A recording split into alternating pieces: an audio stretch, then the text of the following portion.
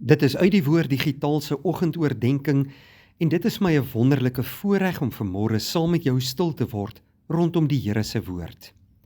Dankie dat jy vanmôre by ons inskakel, liewe vriende. Mag die Here vir jou seën vandag en in jou hart en in jou lewe werk deur sy Heilige Gees en deur sy kosbare woord. Ek is Dominee Adrian Swart. Ons is nog besig met ons reeks uit die boek van Jakobus en vanmôre lees ons saam Jakobus 5 vers 9 tot 11. Moenie teen mekaar sug nie, broers, sodat julle nie veroordeel word nie. Kyk, die regter staan voor die deur. Neem as voorbeeld van lyding, my broers, en van geduld, die profete wat in die naam van die Here gespreek het. Kyk, ons reken hulle geluksalig wat verdra. Julle het gehoor van die lydsaamheid van Job, en julle die einddoel van die Here met hom gesien, dat die Here vol medelee en ontferming is. Jakobus praat hier met Christene, wat in verskillende gemeentes in Klein-Asië gevestig was. Hulle het gevlug ter wille van hulle geloof, en in nuwe dele van die wêreld 'n heenkome gesoek. Hulle is dikwels nie baie goed behandel deur die heidense en goddelose samelewing nie. Hulle moes dikwels swaar kry, deur moeilike omstandighede gaan, bespot word, vervolg word. Maar Jakobus moedig hulle aan om aan God getrou te bly. Hy gebruik die voorbeeld van die profete wat in die naam van die Here gelei het, maar ook die voorbeeld van Job, hoe Job aangehou het om te bly glo in sy God, en hoe die Here sy einddoel met Job bereik het. Die Here is vol medelee en ontferming. Ek en jy moenie dink dat ons alleen swaar kry, en dat niemand in hierdie wêreld ons raak sien nie. God sien ons raak, broeder en suster.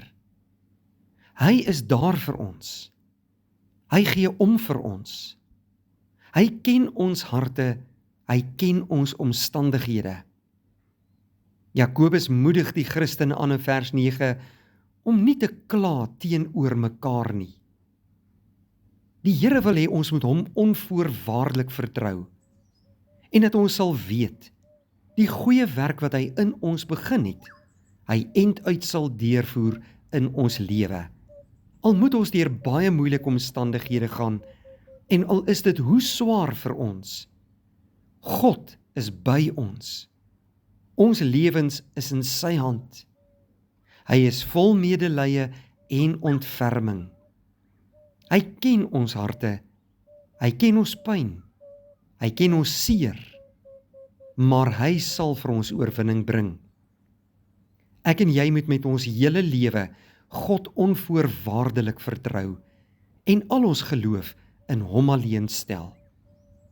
Moenie dat hierdie wêreld jou onderkry nie, maar weet dat God 'n plan en 'n doel met jou lewe het en dat daar groot hoogtes in jou lewe bereik sal word deur die krag en die genade van die Here.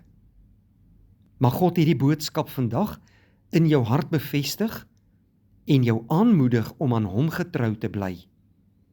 Hou jou oog op Jesus, loop in sy voetspore en weet, jy loop 'n pad van oorwinning. Kom ons bid saam. Dierbare Here, in hierdie nuwe dag buig ons dankbaar voor U neer, om U te loof en te prys en te aanbid. Ons bring alle lof en eer aan U, die lewende God van hemel en aarde. Dankie dat U ons Vader is, wat in goeie oor ons lewe beskik. 'n Vader wat vol medelee en ontferming is. Help ons, Here, om volgens U woord te lewe, om aan U getrou te bly en om gehoorsaam aan U alleen te wees. Bevestig U woord in ons harte tot geloofsversterking.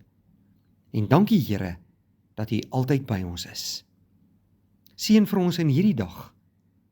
Vul ons harte met u liefde en vrede. In Jesus se naam bid ons dit.